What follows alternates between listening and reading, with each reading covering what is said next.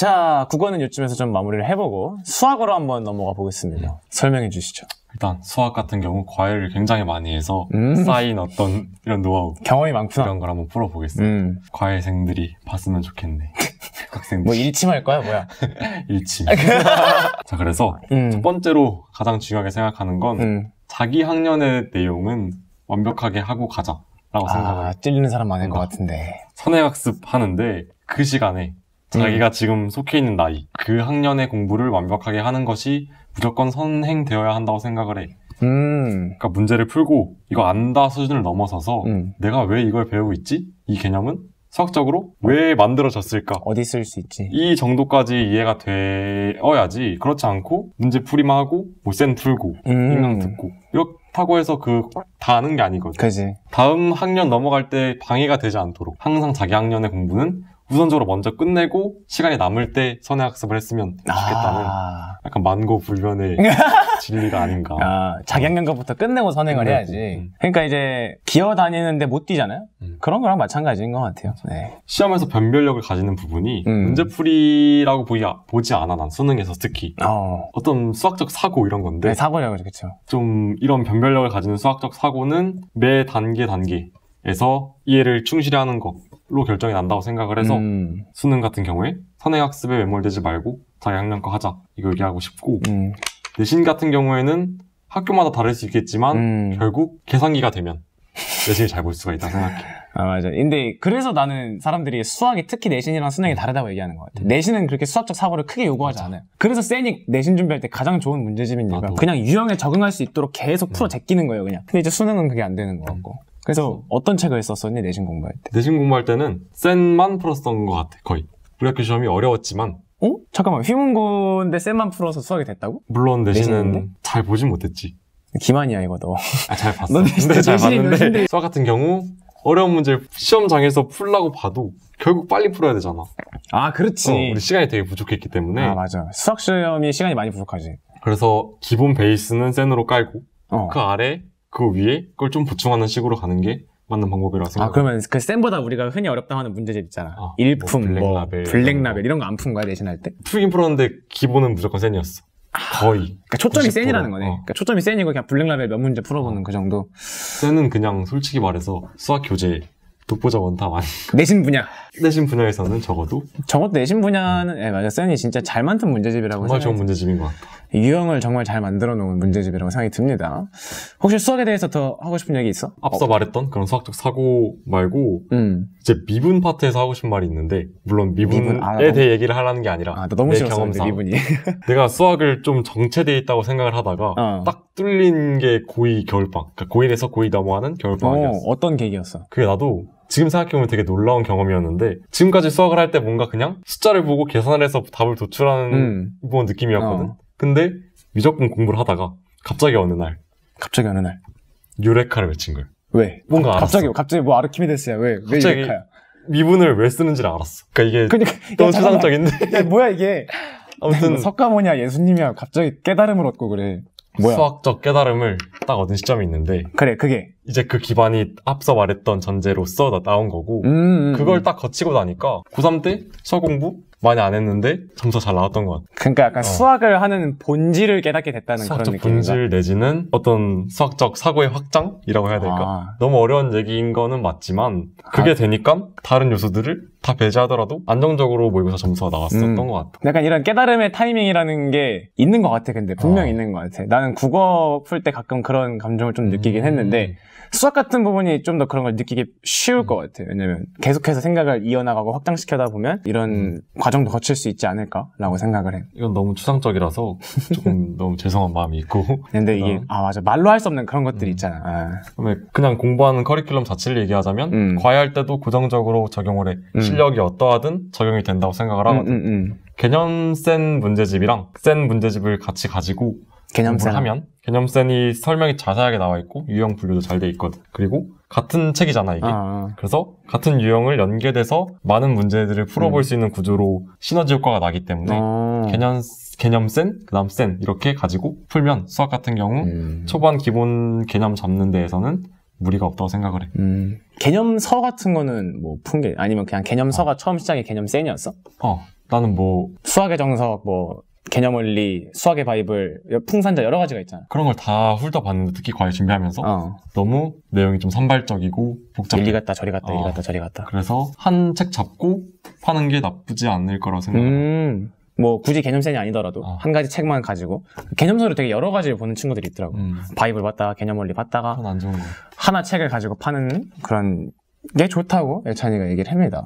수학은 여기서 마무리가 될까? 오케이.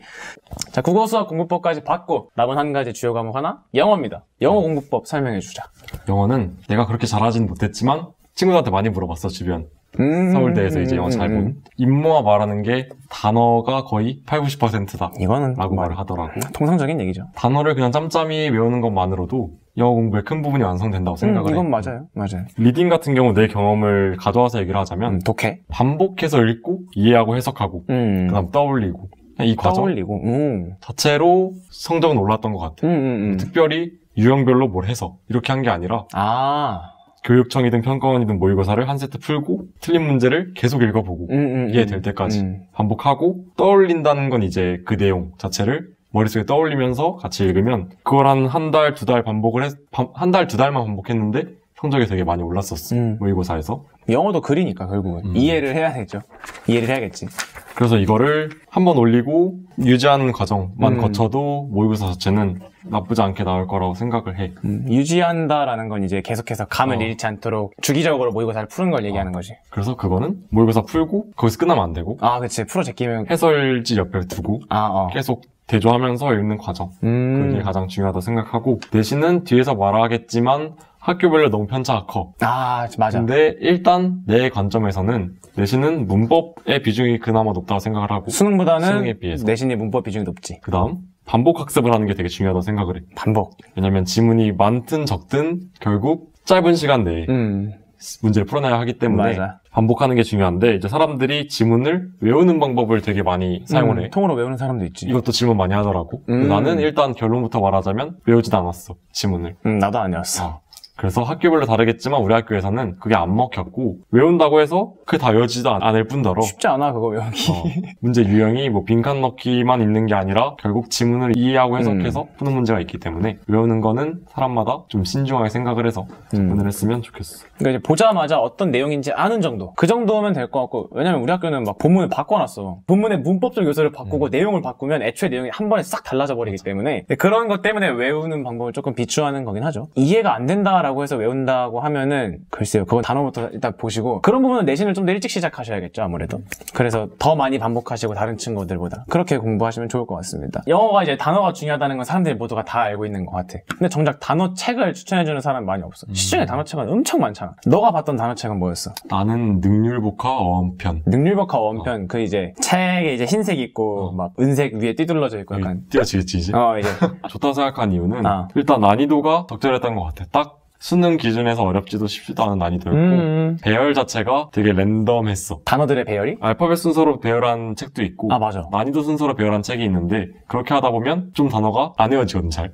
앞부분만 보고 안 봐. 그리고 앞부분만 보고 A만 아는 거야 나는. A 단어. A까지만 알고. 쉬운 단어만 아는 거야. 맞아. 근데 능률복화 어원편은 난이도가 좀 적절히 섞여 있었기 때문에 단어 외우고 분량 조절할 때도 도움이 좀 됐던 것 같아. 그리고 이제 아까 그 능률복화 이제 사진이 띄워졌을 텐데 광고는 절대 아닙니다. 광고는 절대 아니고 이제 예찬이가 봤던 책을 얘기했던 거고 혹시나 이제 광고 들어오면 제가 정말 열심히 살릴 자신 있으니까. 자, 그리고 이제 탐구 우리가 이제 문과기 때문에 사탐 얘기를 좀 해볼 건데 혹시 수능에서 이제 사탐을 뭘 봤습니까? 수능 사탐은 세지와 법과 정치를 봤었어. 세계지리와 법과 정치. 이제 정치와 법으로 바뀐. 그렇죠. 굉장히 이제 스탯 차이를 좀 느끼는데 한국사를 포함해서 사탐은 어떻게 공부해야 하는 겁니까? 일단 사탐에 대한 나의 어떤 필모그래피를 얘기를 하자면 일단 개념 공부를 하는 것이 그냥 다이다 이렇게 생각을 개념 해. 100%다. 개념 공부만 제발 제대로 하자. 제발이란 말을 붙였어. 맞아. 개념이 제대로 안 되면 사탐을 잘 볼 수가 없는 과목이잖아 애초에. 나는 사탐을 원래 생윤사문으로 시작을 했다가 국룰이지. 중간에 문과에 생윤을 버리고 사문을 버리고 이렇게 된 거거든. 둘을 왜 버린 거야? 그냥 재미가 없었어, 공부하는. 아. 이건 차차하고, 결국 말하고 싶은 건 3월부터 11월까지 8개월이라는 기간 내에 고3. 어쨌든 4개의 과목을 충실히 이행을 한 거잖아. 근데 나는 이 과정에서 군더더기 없이 딱 개념 공부하고 기출문제 3개념만 풀고 수능을 봤어. 심화 문제 안 풀고? 심화 문제 이런 건 난 잘 안 봤어. 그러니까 애초에 의미가 없다고 생각을 했었거든. 와우. 개념을 몇 번 돌린 거야? 개념을 계속. 아, 셀 수 없을 만큼. 시험 전날까지. 아, 오케이. 그래서 이게 왜 중요하냐면 결국 한 과목당 2개월, 3개월만 해도 개념 공부만 하면 오히려 사탐은 고정적으로 점수가 나온다고 생각을 하거든. 맞아. 개념으로 깔리는 점수가 이제 사탐이 50점 만점인데 내 생각에 개념으로 깔리는 게 한 35에서 8? 많으면 40? 이 정도까지 간다고 생각해서 개념만 잘해놔도 3은 나오는 보통 과목들이니까 개념이 정말 중요하죠. 그리고 물론 뭐 생윤 사무는 조금 다르다는 얘기가 존재하는데 내가 했던 경제, 법정, 한지, 세지 같은 경우 개념만 잘해놓으면 뭐 역사 과목도 마찬가지겠지? 그치. 충분히 1등급 혹은 만점은 확보된다고 생각을 해. 첨언을 하자면 이 개념 공부는 정말 다 아는 수준까지 가야 한다고 생각을 해. 모든 걸 다 아는 수준. 모든 걸 다 아는 수준. 지엽적일 필요도 없고 딱 교과서에서 말한 핵심 내용들을 A4용지에 술술술 쓸 수 있을 정도로 공부를 하면 좋다고 생각을 하고 구체적인 방법을 얘기를 하자면 나는 개념 공부를 노트 필기를 통해서 했었어. 노트 필기. 딱 인강과 교재 하나 그리고 내 노트. 이것이 심플하네. 내 사탐 공부의 전부였던 거지. 심플하네. 그러면 인강을 듣고 개념을 내 노트에 필기를 하고 그치. 그 다음에 다른 책을 뭐 가져올 수도 있지만 보통 EBS 펼쳐놓고 내가 한 필기 위에 EBS 내용 추가하고 수능 특강 같은 책을 그 다음 기출문제 풀면서 또 추가하고 하면 딱 한 권이 완성이 되잖아. 그치. 그걸 수능날 가져가서 단권화가 되는구나. 밥 먹으면서 봤어. 그치. 이제 밥 먹고 영어 사탐 봐야 되니까. 그러면 사탐을 딱 노트 2권만 보면 수능은 잘 나왔던 것 같아. 기적의 노트 2권이다 진짜. 그래서 되게 애지중지하고 아직까지 갖고 있어 설마? 가장 중요한 위치에 두고 책장에 그 보물이구나. 1등석. 보물. 책장에 VIP석에 자리 잡고 있구나. 흔히 사람들이 얘기하는 백지공부법이라고 하는 방법인 거네 보통. 그런 식으로 공부를 했었어 약간? 나는 아니면 근데 그 정도까지 가야 된다고 생각하는 거야? 그 정도까지 가야 된다고 생각하고 노트 필기라는 게 어쨌든 노트도 백지잖아. 그 위에다 써가는 거지. 그런 비슷한 느낌이라고 생각을 해서. 그치. 사탐은 정말 개념이 전부인 것 같아요. 개념이 전부고 나는 세지랑 사회문화를 봤는데 세계지리는 정말 개념이 전부인 과목이라고 생각하고 사회문화는 그 통계 문제가 좀 있어서 통계 문제는 그러니까 그 통계 문제에 대한 개념이 필요하거든. 그것도 교과 과정 안에 있는 거니까 함께 공부하시면 그것도 개념이 전부인 거라서 사탐은 정말 할 말이 많지 않지만 개념이 전부입니다. 그리고 할 얘기가 더 있습니까? 개념 하다가 이제 마지막에 6월, 7월쯤부터 3, 4, 5년 정도 평가원 모의고사 풀고 노트에 선지 정리하고 이건 다 풀어야 돼. 맞아. 그 다음에 파이널 강의. 인강 같은 경우에 개념 다음에 뭐가 많아. 개념, 풀이, 심화 이런 거. 근데 나는 그냥 개념 듣고 건너뛴 다음에 혼자 기출문제 풀어보고 10월이나 9월쯤 파이널 강좌로 한번 다지는 느낌 하면 사탐은 충분하지 않을까. 그런 느낌으로. 개인적 생각이 있었어.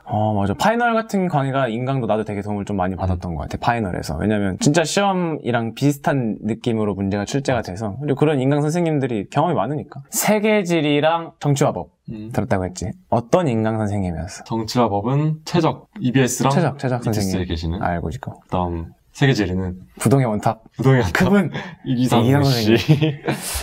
나도 이제 세계지리 할 때 이기상 선생님. 근데 지리는 정말 워낙 유명하시니까 이기상 선생님은 수업도 정말 재밌고, 내용도 워낙 잘 가르치시는 분이라서 되게 잘 들었던 기억이 있어. 사회문화는 나는 이제 메가패스를 끊었었거든. 사회문화 이제 윤성훈 선생님을 들었고. 그 통계 푸는 게 이제 다른 선생님들이랑 좀 다르다고 해서 들어봤는데 되게 나랑 잘 맞았던 강의였고 실제로 사회문화는 잘 봤습니다. 세계지리는 하나 틀렸는데 3등급이 뜨더라고요. 굉장히 쓰린 기억으로 남아있어요.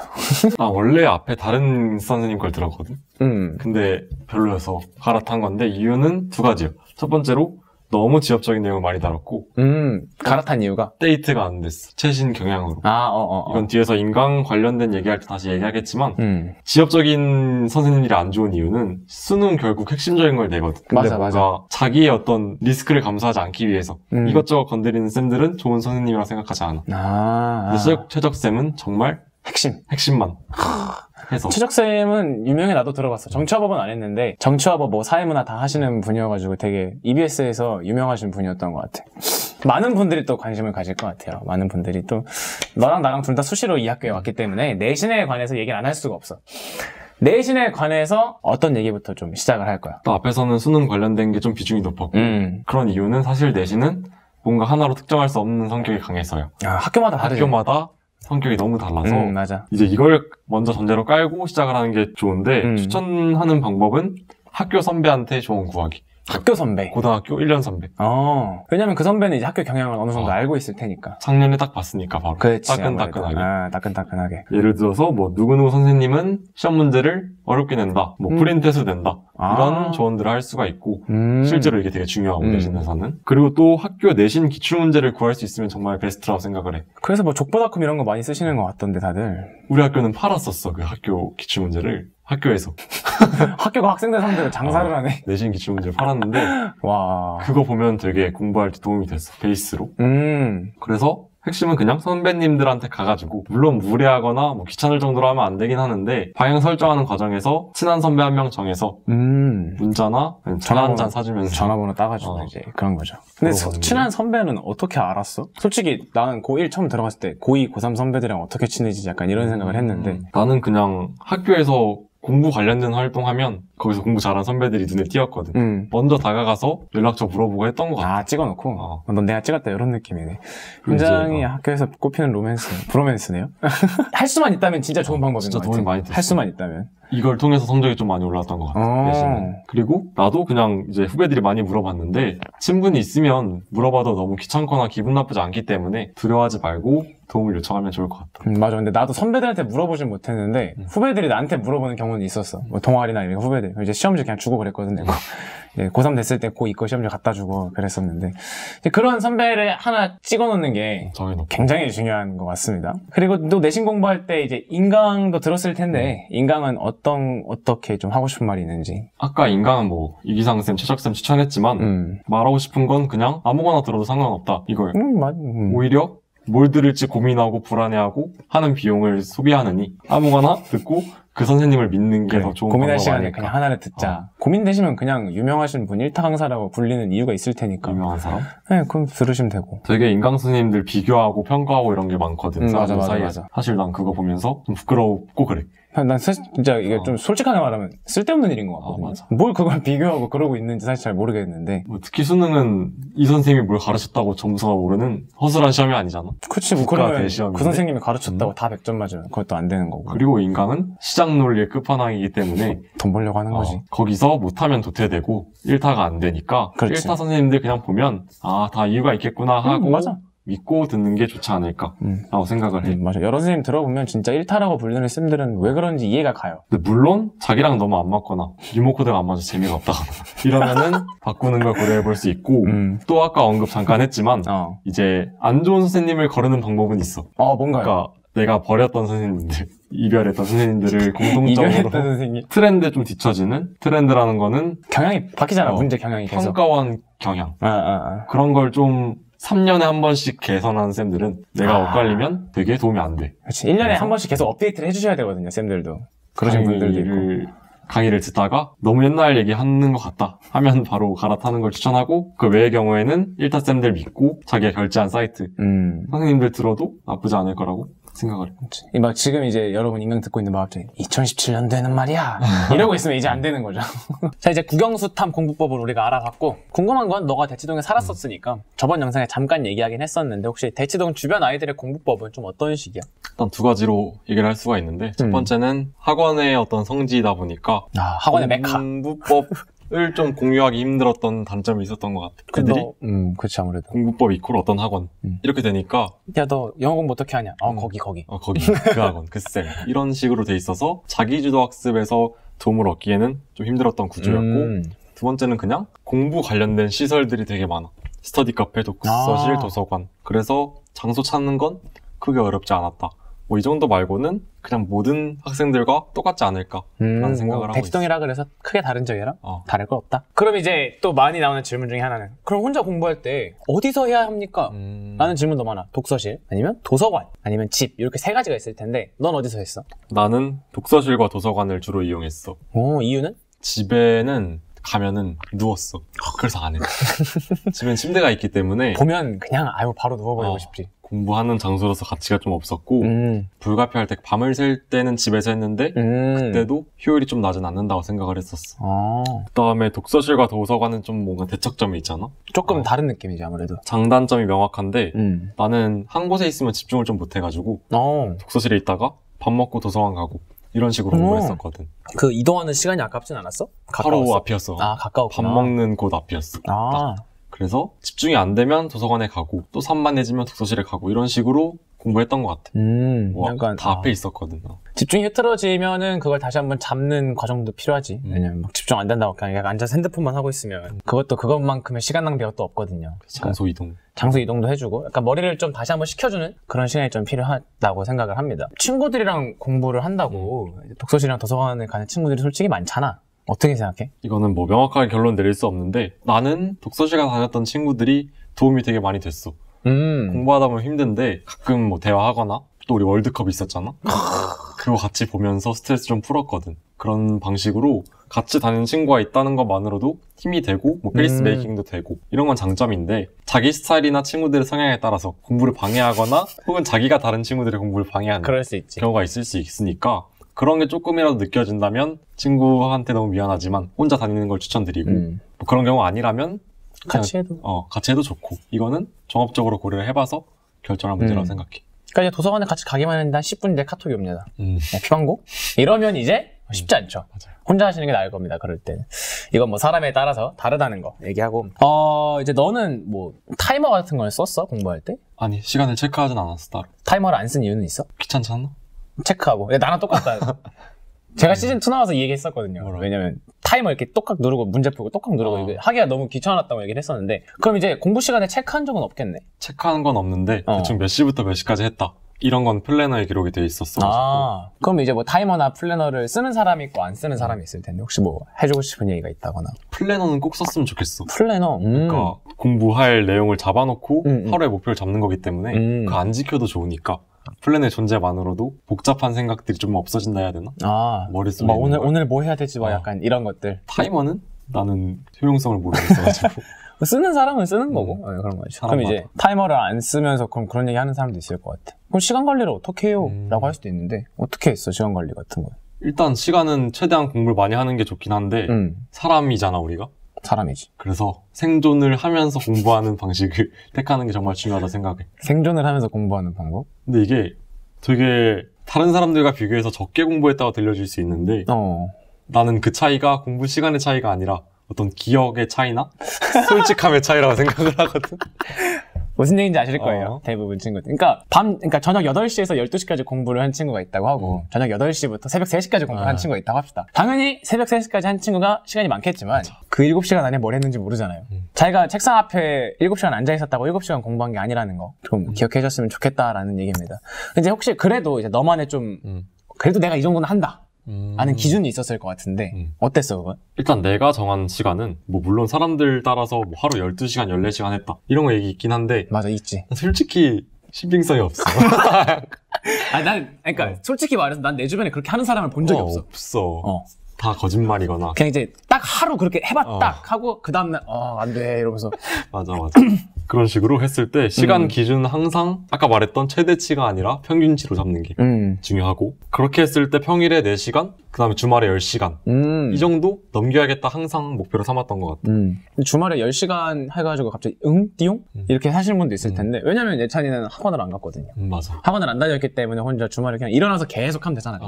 그러니까 이제 10시간이 가능했던 것 같고 평일에는 뭐 야자하고 집에 와서 조금 더 하면 4시간 채울 수 있고 그러니까 맞아. 근데 생각보다 진짜 어려운데 이거.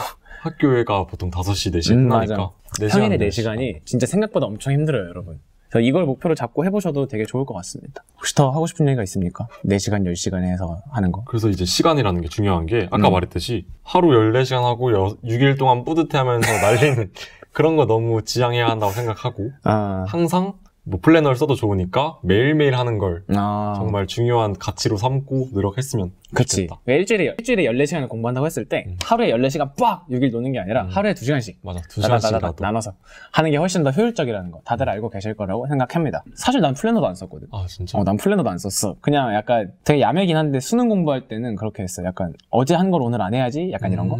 어제 국어 수학했으면 오늘은 영어 탐구로 간다 약간 이런 느낌이었어. 그래서 되게 좀 보시는 분들이 뭐야 쟤 뭐야 약간 이렇게 생각하실 수 있는데 저는 하여튼 그랬습니다. 근데 사실은 정말 가기 싫지만 돌아간다면 쓸 것 같긴 해요. 왜냐면 그게 효율적인 방법이었다고 생각하지 않아요. 그래서 아마 쓸 것 같은데 넌 플래너를 어떤 식으로 썼어? 나는 지금도 플래너를 쓰거든. 아 진짜? 공부 안 해도 오늘 뭐 할지? 6시에 엄마한테 송금하기 수강 신청 변경 메일 보내기 이런 거 다 플래너에 써놓는 근데 말이야. 되게 좋다 이런 거. 까먹거든 왜냐면 우리도. 근데 난 원래 너 같은 스타일이었는데 아예 안 쓰는. 놓치다 보니까 자꾸. 그지 맞아. 나도 요즘 핸드폰 캘린더에다 많이 써놓거든. 기억력이 안 좋아져 점점.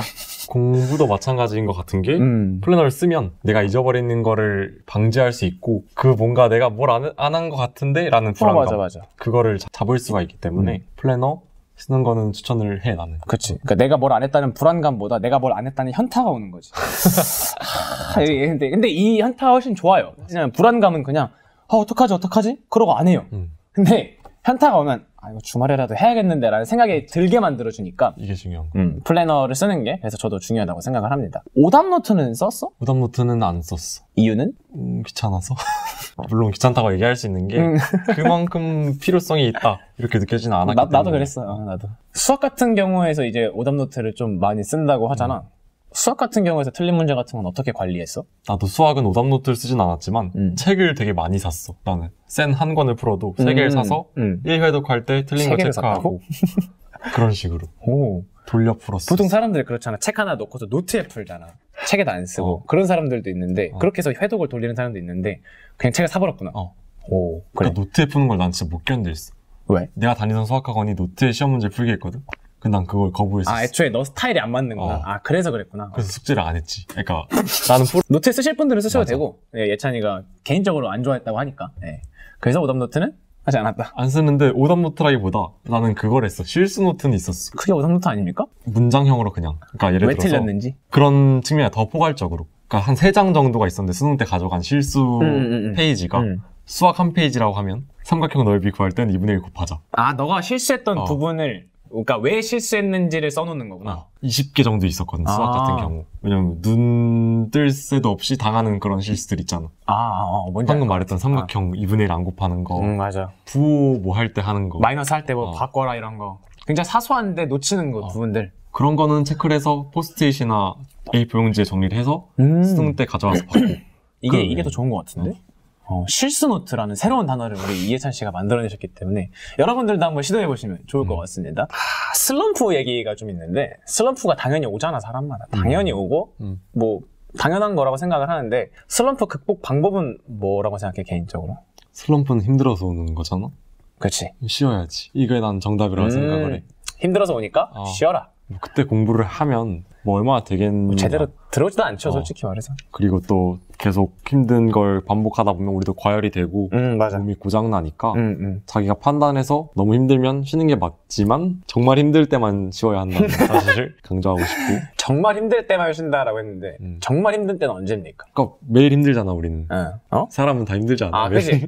매일 그러니까 사람마다 기준이 다 다르니까 힘든 거예요. 맨날 일어나기도 힘들고 밥 먹기도 힘들고. 인생이 원래 힘든 거니까. 그런 것 같아. 근데 정말 힘들 때만 슬럼프라고 판단을 해서 쉬면 그게 또 나중에 공부하는 에너지가 되지 않을까. 그러니까 정말 힘들 때라는 건 약간 그런 것 같아. 내가 진짜 여기서 한 문제만 더 풀면 진짜 미쳐버릴 것 같아 진짜. 그러니까 어디 막 뛰쳐나갈 것 같고 막 약간 그런 정도가 진짜 정말 힘든 때 같고 약간 슬럼프라고 생각을 해요. 만약에 뭐 그런 슬럼프도 있잖아요. 힘들어서 그러니까 공부가 힘들어서가 아니라 약간 우울해서. 맞아, 우울한 거. 우울해서 오는 슬럼프도 있거든요. 솔직히 말해서 저는 그게 더 크다고 봐요. 그러니까 우울할 때 오는 슬럼프를 사실 고등학교 이제 중학교 내에서는 막 신박하게 풀 수 있는 방법이 없는 것 같아.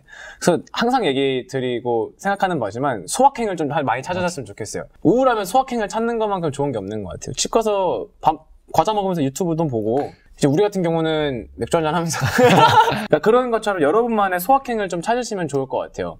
뭐 저번 영상에서 얘기했지만 뭐 하스스톤 몇 판 한다든지 약간 그런 식으로 찾으시면 좋을 것 같습니다. 자 그리고 오늘의 마지막 현재 중고등학생들이 정말 열심히 공부하고 있어요. 특히 이 시국에서 정말 너무 마음이 아픈데 너무 열심히 공부하시는 것 같아서 혹시 그 친구들이 가졌으면 하는 마음가짐이나 마지막으로 하고 싶은 말로 마무리해주면 좋을 것 같아.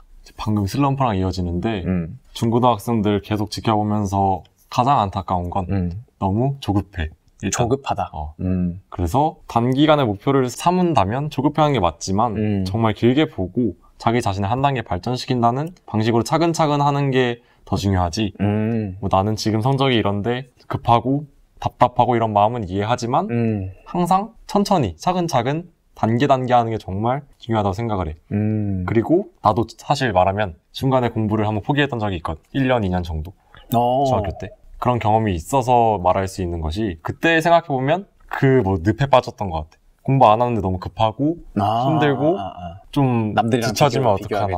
근데 4년 지나서 대학 와봤더니 그 시기가 별거 아니었고 되게 짧게 지나간? 맞아. 그냥 쓱 하고 지나가는 시간들이에요, 다들. 길게 보면 되게 조그만 부분이었을 뿐이니까 항상 저번 영상에 말했듯이 자기 자신이 잃지 않으면서 천천히 공부에 전념했으면 좋겠다는 말을 하고 싶습니다. 그러니까 여러분을 너무 남과 비교하지 마시고 너무 조급해하지 마시라는 그런 말씀 드립니다. 당연히 사람마다 공부하는 게 다르고 공부하는 양이 다르고 시작하는 시간이 다르잖아요. 그렇기 때문에 당연히 차이가 날 수밖에 없어요. 차이가 나면 더 열심히 해서 메꾸시면 되고 남들보다 내가 더 앞서 나갔다. 그럼 그 자리에서 계속 유지하면서 열심히 하시면 되는 거예요. 그러니까 너무 조급해하지 마시고 본인의 일에 집중하시면서 더 많은 공부를 하시기를 바라겠습니다.